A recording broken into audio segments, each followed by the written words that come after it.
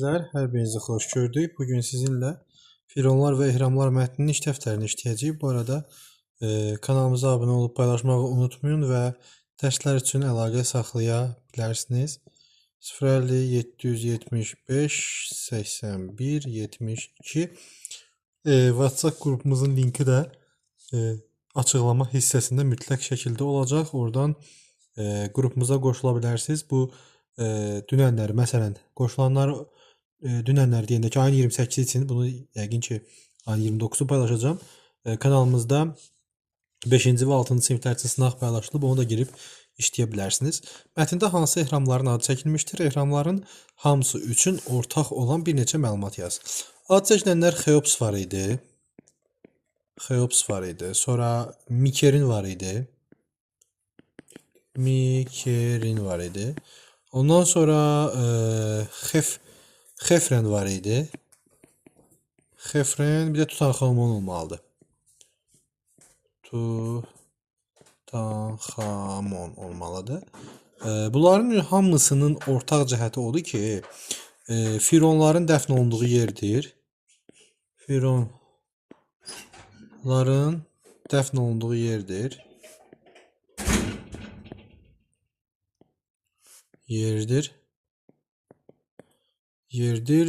Başqa ola bilər, pilləli olurlar.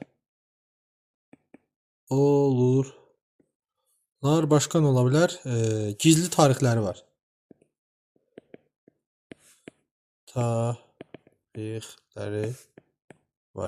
Və sair yaza bilərsiniz. Mətndə məlumatlardan çıxış edərək Xeops ehramı haqqında məlumat. Deməli, Xeops ehramı haqqında məlumat oydu ki, bu 4500 il əvvəl idi. Hündürlüyü 147 metr idi. Mətndə var bu haqda məlumat. Qaya daşlarından tikilib. Forması piramida idi.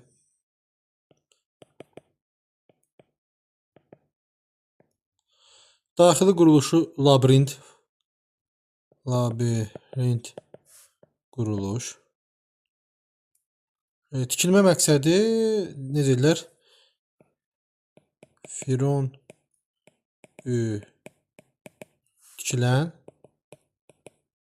qəbrüstü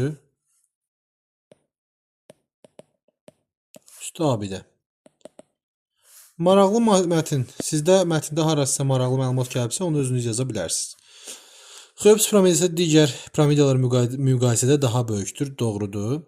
Fironlar xüsusi tikililərdə, ehramlarda yaşamırdılar. Onlar öləndən sonra olurdu piramida. Xeops üçün bir neçə Firon dəfn olunubmuş, yanlış bir dənədir. Fironlar dəfn edərkən qiymətli əşyalar onların yanına qoyulurlar, doğrudur. Ehramlarda araşdırma aparan ciddi təhlükələr doğrudur. Firon ehramın girişindəki xüsusi otaqda dəfn olunurdu, yanlışdır. Sonra burada gəlin mətni oxuyaq. Firon adlarının yazdığı ifadəsi. Oval çərçivə daxilində hieroqliflərlə yazılmış mətnə kartuş deyilirdi. Kartuş fransız dilində güllə deməkdir. İlk dəfə bu yazını görən fransızlar onu gülləyə bənzədib elə adlandırmışlar. Əvvəlilə düşünürdülər ki, bu sadəcə dizayn elementidir. Sonra məlum oldu ki, kartuşda yalnız Firon adları yazılır. Deməli, Firon adları məqsədli olaraq haşiyəyə alınırmış. Bəs qədim Misirlilər nə üçün Firon adlarını haşiyədə yazırmışlar? Mülahizələrə görə qədim mətn daxilində Firon adı hörmət əlaməti olaraq fərqləndirilirmiş. Ancaq bu tək səbəb deyil. Kartuşlar qədim Misirlilər mədəniyyətini və düşüncə tərzini əks etdirir. Qədim Misirlilər inanırdılar ki, onlar Fironları ilə tanrılar arasında davamlı əlaqə mövcuddur. Odur ki, Firon adının haşiyədə yazılması onun ilahi qüvvə tərəfindən qorunmasını təmin edirmiş. Kartuş inancları əks etdirməklə yanaşı, həm də siyasi məqsəd daşıyırmış. Belə ki, mürəkkəb yazıları oxuya bilməyən sadə insanlar hökmdarın adını asanlıqla tanıyır və Fironların əbədi olduğuna inanıb itaət edilmişlər. Bir sözlə, Firon adlarının kartuşlarda yazılması sadəcə dizayn elementi deyil, onların simvolik, dini və tarixi əhəmiyyəti vardır. Qaldırılan məsələ. Əsasən bizə qaldırılan məsələdə nə deyirdi? Qaldırılan məsələ o idi ki, deməli, kartuşların məqsədi.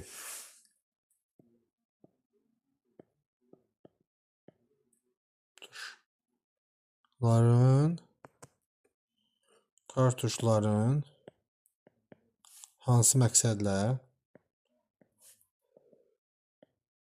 Məqsədlə yaranması. Burada əsas nə idi?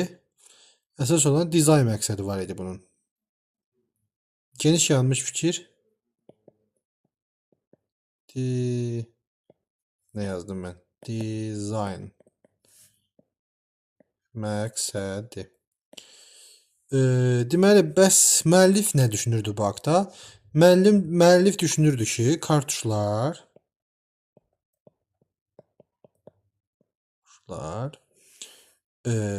Misirlilərin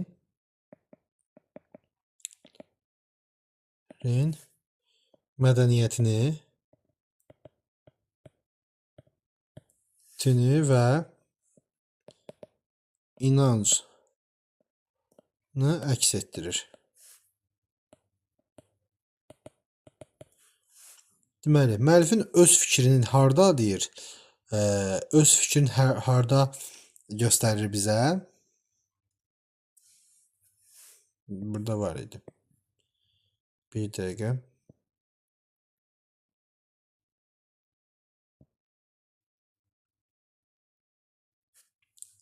Burada. Haşiyədə yazılması onun ilahələrin qorunmasını təmin edirmiş və inanırdılar ki, onların fironları ilə davamlı əlaqə var. Bu üçün cavabı ola bilər. Nəticə nədir? Nəticədə isə kartuşların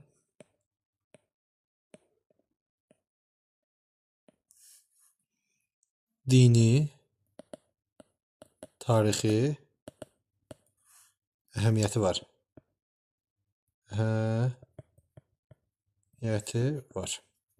Keçirik dil qaydaları ilə bağlı olan hissəyə. Dil qaydalarında görək bizdən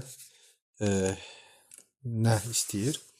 Metronun çıxışında sola doğru get. Deməli, qoşmaların işləndiyi sözlə birlikdə metronun çıxışından sola doğru yönlük al.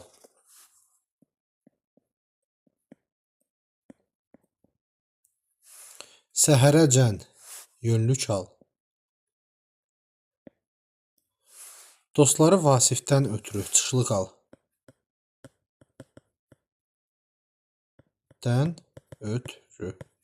Çalış öz xalqının işinə yara, geysin əməlinlə. Sənin əməlin mənsubiyyət. Dünya zərxara. İradəsiz olma iradəsiz, ayaqsız qurd kimi adlıq.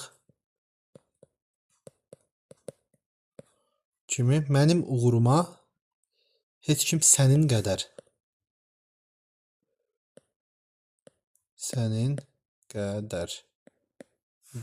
Bu heç oxunmadı ya uşaqlar.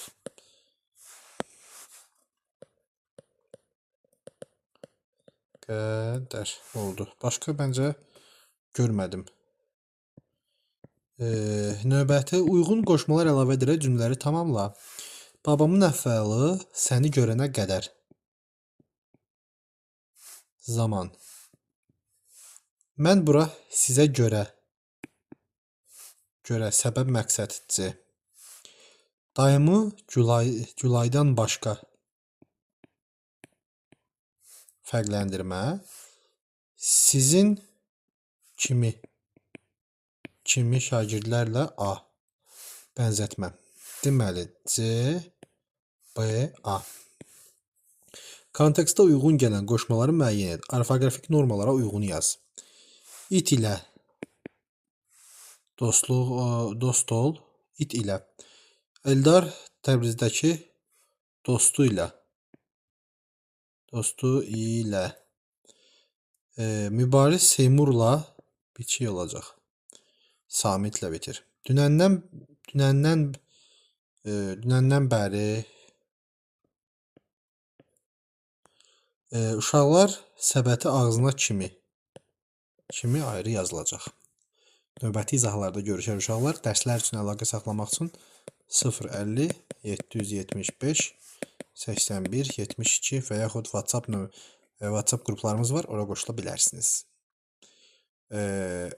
Cəbrayıl Əli kanalında ola bilər və bizim